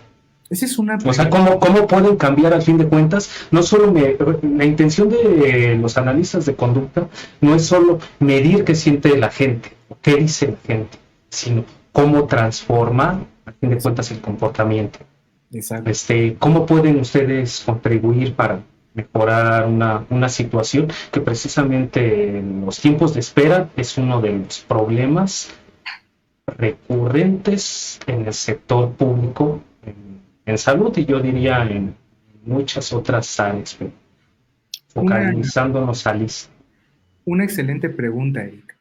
Mira, creo que lo que todo analista de la conducta se tiene que preguntar, y es algo que siempre le comento a los estudiantes, es qué controla el comportamiento de la gente. Es decir, qué controla esa valoración verbal que dio la persona. ¿Por qué está diciendo que está insatisfecho, ¿no? Entonces, lo que tienes que hacer es entender primero, a ver, ¿por qué estás insatisfecho, no? Entonces dices, bueno, estoy insatisfecho porque ya llevo aquí 1 hora y media y no me dan servicio. O, por ejemplo, estoy insatisfecho porque no hay medicamentos. Ok. Entonces, fíjate, un ejemplo de lo que se puede hacer. Si nosotros no podemos manipular directamente la disponibilidad de los médicos, algo que nosotros llegamos a considerar es hacer un sistema o construir un sistema dinámico de gestión de citas. Es decir, tú puedes utilizar los datos y darlos, por ejemplo, podemos utilizar, por ejemplo, un clasificador bayesiano, ¿no? Y ese clasificador básicamente lo que te permite es darte una predicción sobre muchas citas, pocas citas, o lo puedes programar específicamente para que te dé una respuesta concreta dicotómica. Le damos cita del día de hoy, no le damos cita del día de hoy. Entonces, este tipo de sistema dinámico de citas lo que te permite es entender cuáles son tus limitaciones a nivel operativo en ese momento, ¿no? Entonces, si tú ya sabes que, por ejemplo, el día de mañana hay una limitación en parte del personal médico, entonces este sistema dinámico te puede ayudar a, por ejemplo, pasar las citas de las personas a días donde puedas utilizarlo, ¿no? Otro ejemplo muy interesante, ¿qué se requiere para que una persona haga un proceso de inscripción exitoso, por ejemplo, o saque una cita efectiva de manera online, por ejemplo, ¿no? Obviamente es una situación de control de estímulos. Entonces, lo que tú tienes que identificar es la ruta conductual, ¿no? En qué momento entras a la página, cuáles los botones o los detonadores de una acción para la cita, etcétera. Y entonces, a partir de eso, puedes generar entrenamientos, puedes literal entrenar a las personas para que puedan sacar esas citas, y eso le quita una carga muy pesada a la propia institución, ¿no? O sea, a partir de este tipo de entrenamientos. La lógica es, ¿qué controla la valoración verbal de la persona? O sea, ¿por qué están diciendo que se sienten insatisfechos? Y luego la segunda pregunta es, ¿qué podemos manipular para poder cambiar esa situación? Porque la pregunta de qué podemos manipular es importante, porque es cierto que hay cosas que son muy difíciles de manipular. Estoy seguro que tú concuerdas conmigo, ¿no? Hay cosas muy difíciles que no puedes manipular. Entonces, lo que puedas manipular es donde ahí te agarras, y aquí hay que ser bastante ingenioso. Por ejemplo, en el sistema digital de citas que te decía, ese sistema es muy interesante, o sea, porque literal, ok, bueno, si ya tenemos el problema y no podemos controlar la disponibilidad médica, sí podemos generar un sistema que quizá nos permita poder estar dando cauce a las personas en ciertos días o en ciertos momentos para poder maximizar así la atención que se les pueda dar cuando hay disponibilidad o cuando no hay disponibilidad, ¿no? O incluso entrenar, David, entrenar a quienes se encuentran en archivo. Exacto. Precisamente son quienes realizan una buena parte de este proceso que gestionan. El entrenamiento del personal es uno de los factores a tomarse en cuenta, diría yo, hasta más que la probabilidad de realizar una cita electrónica o vía telefónica. Exacto. Eso, como lo dices, Eric, es exactamente así. O sea, la herramienta, o sea, el sistema que te dice cuándo sí y cuándo no, es la herramienta, pero si no entrenas al usuario en cómo usarla, no sirve. Entonces, lo que tiene que hacer el psicólogo justo es diseñar la herramienta, y una vez que la diseñaste, le enseñas al usuario a usarla, ¿no? Un ejemplo, nosotros programamos un dashboard interactivo. Haz de cuenta, la gente iba respondiendo datos de satisfacción y en tiempo real le iban apareciendo a los tomadores de decisiones de la clínica los datos. O sea, literal. ¿Eso lo hicieron ahí en el ISSSTE? Exacto, sí. Y en tiempo real, por ejemplo, se puede dar clic, a ver, el día de ayer, ¿qué pasó?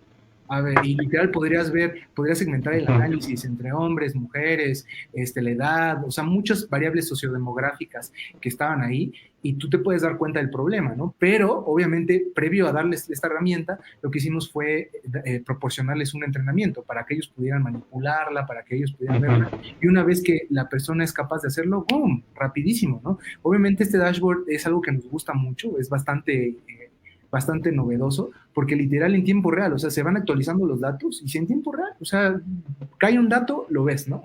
y lo puedes segmentar, te da promedios, te da conteos, o sea, es muy importante. Obviamente, como bien lo señalas, ¿no?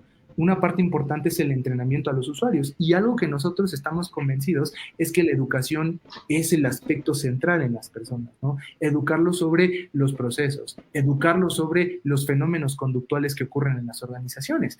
Por ejemplo, ahorita estamos haciendo capacitación en una empresa y justo los estamos entrenando en cómo dar feedback, por ejemplo, ¿no? La famosa retroalimentación, los elementos de una instrucción efectiva. Y para una instrucción efectiva, por ejemplo, nos basamos en la literatura de conducta gobernada por reglas, en la literatura de feedback, en la literatura de evaluación de desempeño, y a partir de los hallazgos que han encontrado distintos autores de manera experimental, desde un análisis conductual en las organizaciones, damos estas recomendaciones.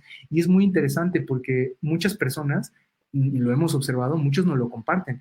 Yo sabía que tenía que hacerlo así, pero no sabía la teoría, o no sabía bien la estructura, o no sabía bien el nombre, ¿no? O sea, por eso también te platicaba, ¿no? Que muchos somos conductistas sin saberlo, ¿no? Pero justo es eso, tienes toda la razón. O sea, el entrenamiento de las personas, y ese entrenamiento permite que puedan utilizar herramientas que también creamos para ellos, para que estas herramientas les permitan poder desempeñarse de manera más efectiva en su trabajo.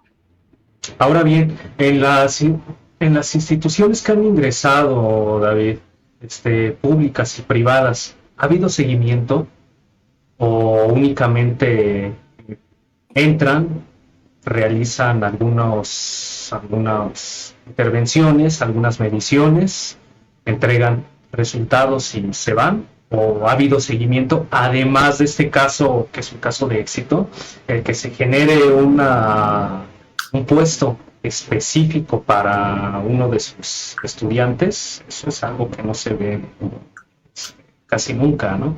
Además de eso, ¿ha habido seguimiento? ¿Las instituciones valoran este trabajo? ¿O únicamente los ven como pues, los psicólogos practicantes que vienen aquí a ver en qué nos pueden ayudar?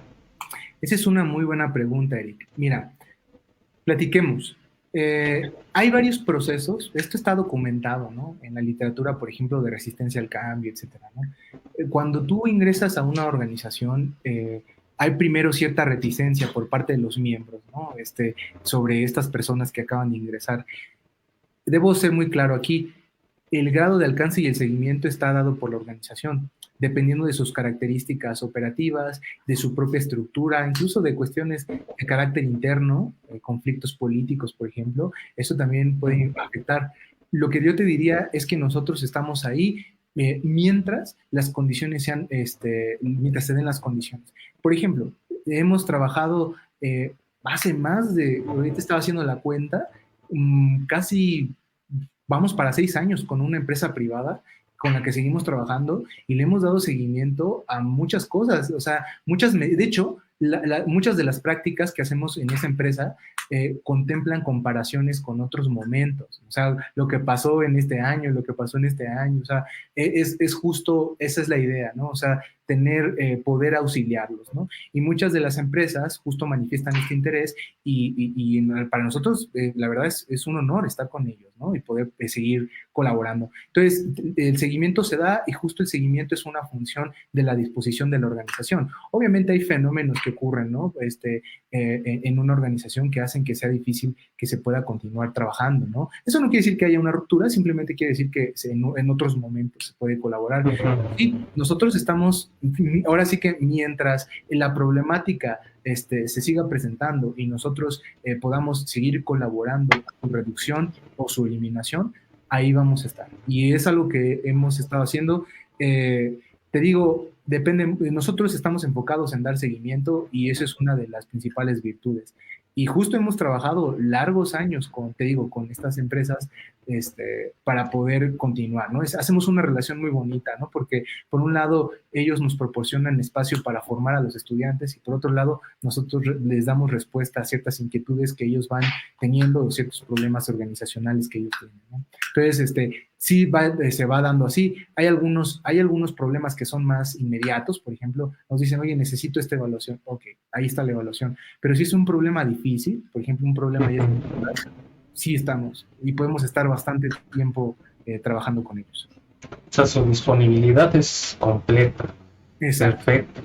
Muy bien, pues vamos a ya la última parte de este intercambio, esta entrevista, que son las preguntas de los seguidores. Compañeros, vayan poniendo sus preguntas ahí en la sección de comentarios y yo inicio con unas que se manifestaron cuando se hizo el anuncio de que ibas a estar por aquí acompañándonos, haciéndonos este honor, David. La pregunta pues más típica. literatura que recomiendes específicamente sobre gestión organizacional o el papel del psicólogo dentro de las empresas? Claro, esa es una muy buena pregunta. La literatura se da en varios niveles. Por ejemplo, para la persona que guste ver un panorama general de cómo está ocurriendo la psicología científica en las organizaciones, puede consultar un libro que se llama Essentials of Organizational Behavior o Esenciales en Comportamiento Organizacional de Robbins y Judge, un libro muy bueno, es un panorama muy general de lo que ocurre en las organizaciones, se tocan distintos temas y ese libro está muy bueno porque los autores están basados en la evidencia. De hecho, los autores son críticos de muchas cosas, ¿no? Por ejemplo, revisan algunas teorías de motivación, ¿no? Hay gente, digo, mira, hay gente que ocupa ciertas perspectivas, ¿no? Por ejemplo, no quiero mencionar teorías porque muchas personas se pueden... Sí, yo también respeto mucho esta palabra de teoría como para llamar teoría cualquier cosa, ¿eh? Incluso cuando estoy en trabajos es muy laxo decir es que teóricamente yo creo esto. No, a ver, esa es una creencia, esa no es una teoría, ¿no? Ahí se sale, luego dicen por qué uno no tiene tantos amigos como debería de tener. Quizás sea esa rigidez, pero acorde contigo, si también no hay que llamar a cualquier cosa que se dice de psicología teoría, ¿no? Teoría, exactamente. Sí, no, te digo, este libro, Essentials of Organizational Behavior, es muy bueno. También el libro de Organizational Behavior del Dr. Fred Lutyens, librazo, ¿no? El Dr. Lutyens tiene aproximación directa con análisis de la conducta, así que ya más analista de la conducta, ahí hace trabajos interesantes. Ha tenido algunos cambios de perspectiva recientemente el Dr. Lutyens, sin embargo, yo considero que es una persona muy respetable y también es una persona comprometida con la evidencia, ¿no? Entonces, ese libro es muy bueno. Ahora, ya cuestiones más específicas, por ejemplo, hay un libro que me gusta muchísimo, que es más enfocado en medir, ¿no? Se llama Winning KPIs, ¿no? O KPIs ganadores, ¿no? Es ese libro de David Parmenter, ¿no? Ese libro es un libro buenísimo, buenísimo. Vale mucho la pena. También está un libro que acabamos de escribir recientemente, mi colega María del Carmen y un servidor, que se llama Analítica de Talento, literal, ahí platicamos sobre tendencias, le enseñamos a hacer análisis estadísticos bajo una perspectiva conductual, así se llama, un enfoque conductual, ¿no? O sea, es el que me compartiste, ¿verdad? Exactamente. Es ese libro, es un libro para psicólogos conductuales, ¿no? Que quieran hacer, que quieran estar en las organizaciones, ¿no? Por esos materiales podemos empezar. Obviamente, pues bueno, ya si nos queremos meter más de lleno a esto, pues hay varios journals, ¿no? En los que ustedes podrían buscar información, ¿no? Está el legendario Academy of Management, ¿no? Hay varios journals de la Academy of Management, entonces ustedes podrían buscar dentro de ellos. Obviamente, nuestra fuente principal, el Journal of Organizational Behavior Management, ¿no? Que es bastante bueno en los artículos, ¿no? Pero yo les diría, esos libros, con esos libros podemos empezar, y obviamente en esos libros se cita directamente a la literatura, por si ustedes quisieran revisar un artículo o alguna investigación que se está citando ahí, ¿no? Que creo que vale mucho la pena, ¿no? Entonces, yo podría, o sea, en términos de literatura, yo podría indicarles que esos son algunos materiales con los cuales se puede comenzar. Perfecto. Voy a compartir este libro que escribió el doctor David junto con la doctora del Tecnológico de Monterrey, ¿verdad? Exactamente, sí, muy querida colega. Sí, lo voy a compartir aquí en los enlaces, compañeros, en cuanto termine la entrevista. Te mandan saludos, Nadira la Grande. Ella fue estudiante de Iztacala. O claramente no se llama así. No, sí, no sí la conocí. Sí, no es un nombre, pero fue estudiante de Iztacala. La llegué a ver cuando también estudiaba por ahí. Te manda saludos. Y aquí hay una pregunta. La voy a leer. Hola, te dan el agradecimiento. Primero agradecer y comentar que me parece muy interesante escuchar información de análisis de la conducta aplicado a las organizaciones.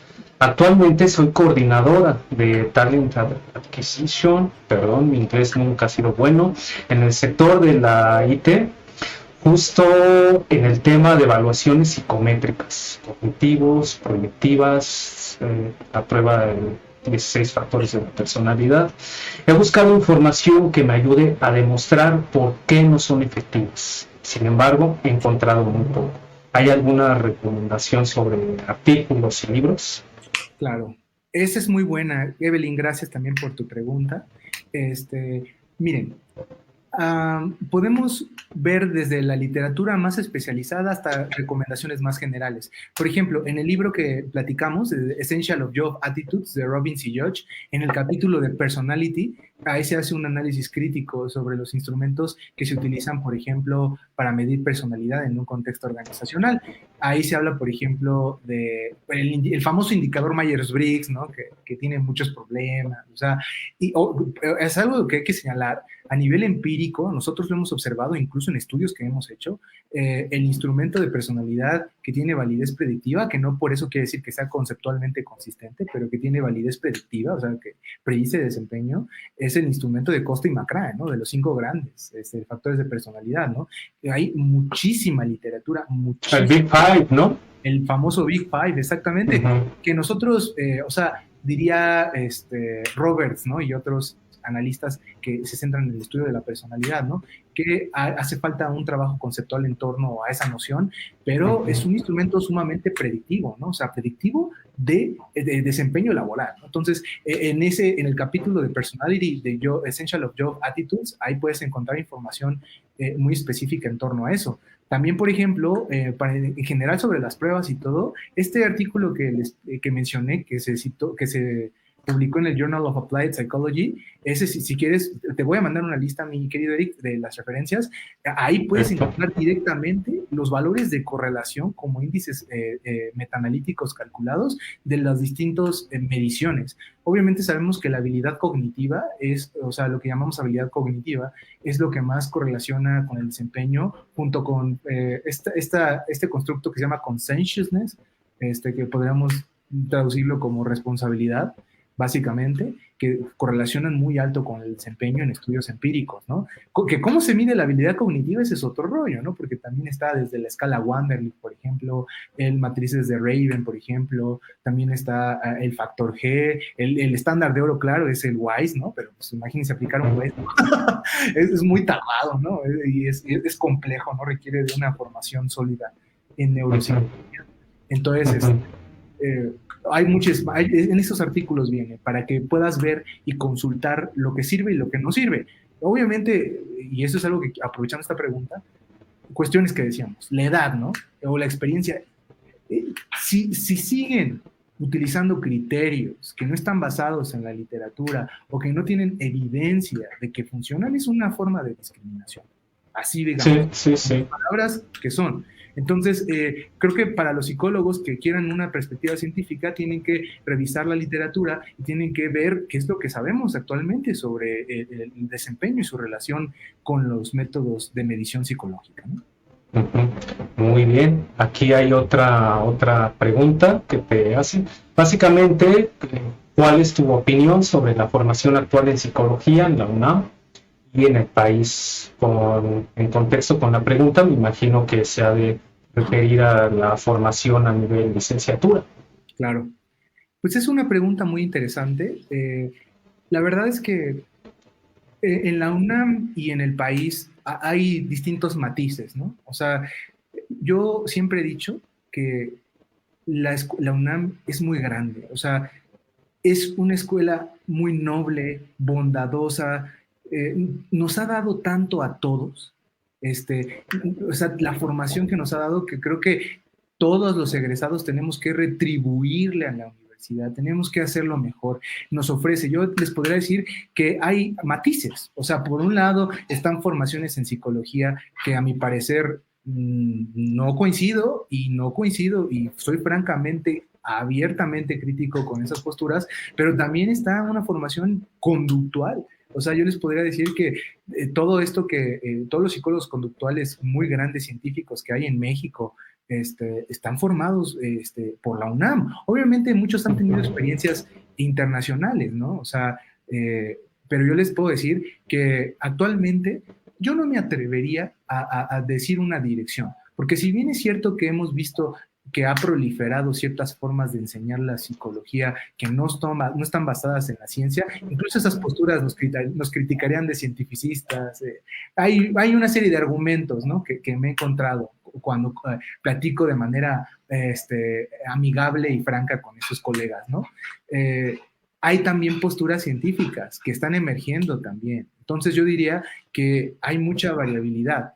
Lo que sí les diría a las y los psicólogos es que fíjense en su formación, porque tienen que estar basados en la evidencia. Lean el código ético de psicólogo, lean los lineamientos éticos de la APA, o sea, y a partir de esto van a entender por qué es importante basarse en la evidencia. Eso hay que decirlo así. Así que yo diría que hay mucha esperanza. Obviamente en la parte internacional es otro rollo, ¿no? Por ejemplo, si te vas a Estados Unidos, obviamente hay lugares donde se enseñan cosas que no son científicas, pero mira, te podría decir que la mayoría de las universidades es cognitivo, o sea, es una formación cognitiva o conductual. Literal, cognitiva o conductual. Entonces, eso es algo interesante, ¿no? A veces cuando uno se sale de la burbuja de Iztacala, porque yo tengo esa perspectiva que a veces estamos como en una burbuja, vemos las cosas de otra manera, ¿no? Entonces, yo diría que hay para todos, pero lo que sí les diría es, lean los códigos éticos, entiendan por qué es importante usar la evidencia y con eso estamos del otro lado, ¿no? Yo lo diría de esa manera para no caer en controversias también. Ujú. Aquí también te hacen otra pregunta a propósito de este ejemplo que diste sobre el estudiante al que le abrieron le hicieron un puesto específico para él. Ahora bien, la pregunta es, eh, si la salida profesional, una vez formados dentro de su residencia, se restringe a la administración de personal y recursos humanos. Esa es una buena pregunta. Muchas gracias, Axel, por la pregunta. Esa es una... Hay varias formas de contestarlo, pero quiero nada más plantearlo de esta manera. No se limita a la administración de personal y los recursos humanos. De hecho, les quiero decir esto. El área, o sea, muchas áreas ya se han cambiado al nombre de people. O sea, people porque es bastante amplio. Están las áreas de diversidad, están las áreas de desarrollo organizacional. O sea, esta lógica tradicional de selección, reclutamiento, capacitación, se rompe actualmente. Hay una gran variabilidad de actividades en las que puedes hacer. O sea, de hecho, algunos autores podrían argumentar que justo la planificación social es una forma de desarrollo organizacional, ¿no? Si lo haces en una organización. Entonces, yo lo que les diría es que sí, es bastante amplio. O sea, de hecho, nosotros no nos limitamos estrictamente a que trabajes en una empresa. Lo que queremos es que entiendas que es una organización, cómo la gente se comporta dentro de las organizaciones y cómo estos métodos se pueden utilizar para poder ayudar a las personas, ¿no? Eso es algo muy importante. En primera instancia estamos para poder ayudar a las personas a alcanzar su máximo potencial y cabes en cualquier lado donde haya comportamiento, tú puedes hacer un análisis del comportamiento. Me acuerdo muchísimo la lectura de un capítulo del libro, ¿no? de Freeman, que estaba en el libro de Gersen, ¿no? De diseños de caso único. Y Freeman dice, ¿no? Hay distintos escenarios socialmente relevantes, ¿no? Y en estos escenarios socialmente relevantes se inserta el analista, ¿no? Para poder dar solución. Entonces, nosotros nos especializamos en las organizaciones y una organización es tan amplia y puede tener, hay distintos tipos de organizaciones, no se limita exactamente a las empresas. Entonces, yo te diría, no se limita a recursos humanos, sino se limita a cuando las personas trabajan en conjunto para lograr un objetivo y su comportamiento impacta al de otros y ese comportamiento de otros también impacta a la persona que lo emite. Obviamente, los algoritmos y toda esta perspectiva te da poder analítico. Eso es lo que queremos, que puedas analizar de manera más eficiente y con las herramientas que actualmente disponemos sobre Machine Learning, por ejemplo. Perfecto. Pues, doctor, ya únicamente, bueno, aquí solicitan que se recomiende bibliografía. Ya nos comentó el doctor ya comentó alguna y a su vez se prometió hacernos llegar una lista. Eso cubre. Quedan aquí el agradecimiento, doctor. Yo también personalmente te agradezco. Muchísimas gracias, Ana. Muchas gracias, Eric. Muchas gracias, Ana, y cuenta conmigo. Un placer para mí también siempre estar aquí con ustedes y poder compartir, ¿no? O sea, algo que le comentaba a Eric es, para mí siempre es un placer poder hablar con los estudiantes, porque yo me identifico. Yo me acuerdo cuando era estudiante también, ¿no? Entonces, para eso estamos. Y acuérdense, y lo quiero decir de manera muy clara, la UNAM es una universidad muy noble y muy grande, una universidad de verdad gloriosa, y pues, puedo decir gloriosa porque tantas personas que habemos, que a lo mejor y no, muchas personas que no tienen la posibilidad y por la UNAM lo pueden hacer y pueden estudiar, o sea, nos da mucho la universidad y lo que podemos hacer nosotros que estamos insertos en es ayudar, poder contribuir a que las personas que están estudiando alcancen sus sueños, ¿no? Dentro de nuestras limitaciones, claro, pero lo que nosotros podamos hacer por ustedes, siempre lo vamos a hacer, ¿no? Creo que es una enseñanza que siempre nos ha dado la escuela, ¿no? Perfecto, estoy totalmente de acuerdo, David. Y algunas palabras con las que te gustara cerrar este intercambio. Muchísimas gracias, Eric. Pues mira, primero agradecerte. Yo considero que eres una persona que está haciendo una labor muy noble, muy loable, ¿no? Que es la difusión del conocimiento mediante la página, mediante todo el trabajo que haces. Entonces, decirte que te admiro mucho, respeto mucho tu trabajo y de verdad es admirable que existan este tipo de sitios para que muchas y muchos nos podamos enterar, ¿no? Por un lado. Y por otro lado, comentarles a las y los colegas que miren, muchas veces se construye un hombre de paja en torno a lo que es el análisis de la conducta, ¿vale? No me gusta que nos llamemos, no somos conductismos, ¿vale? O sea, no me referiría a conductismo, me referiría a que somos analistas de la conducta, es decir, somos una forma conductual muy específica. Los invito, si tienen el interés o la inquietud en formarse como analistas de la conducta, con un énfasis en las organizaciones y tienen un interés por las matemáticas, la estadística, el análisis cuantitativo, bienvenidos. O sea, los esperamos. Lo que queremos es justo seguir formando a estudiantes y que ustedes puedan hacer una práctica basada en la evidencia. Miren, las cosas están muy interesantes allá afuera y estoy seguro que con la formación que ahorita estamos logrando y con lo que estamos alcanzando, van a poder dar un cambio muy importante a nivel profesional. Entonces, las y los esperamos. Y pues bueno, Eric, de nuevo agradecerte mucho el apoyo y enhorabuena por el gran programa que tienes. Y una última, David, si alguien te quiere tocar la puerta, obviamente profesional, ya si les interesa otra cosa, digo profesionalmente, si te quieren buscar, dónde te encuentran, cómo se ponen en contacto contigo. Muchas gracias, mi querido Eric. Pues mira, se pueden poner en contacto conmigo con mi correo. Mi correo electrónico es David, con letras minúsculas, davidrm@iztacala.unam.mx. Entonces, ahí me pueden mandar información, o sea, ahí puedo estar ahí al pendiente. Obviamente también estoy en la UNAM, me pueden encontrar en Iztacala, en el edificio de gobierno, también ahí estamos ahí para poder atenderlos. Si alguien tiene alguna inquietud en hacer un trabajo, proyecto, tesis, información sobre los procesos de ingreso al posgrado, ahí vamos a estar. Entonces, en mi correo principalmente, que es davidrm@iztacala.unam.mx. Perfecto. Bueno, compañeros, muchas gracias por dedicarnos esta poco más de hora y media. Muchas gracias también, David. Nos vemos en futuras transmisiones. Pasen buena tarde y ha sido un gusto, un placer. Que estén muy bien. Un abrazo Buena tarde y hasta pronto. Un abrazo a todos.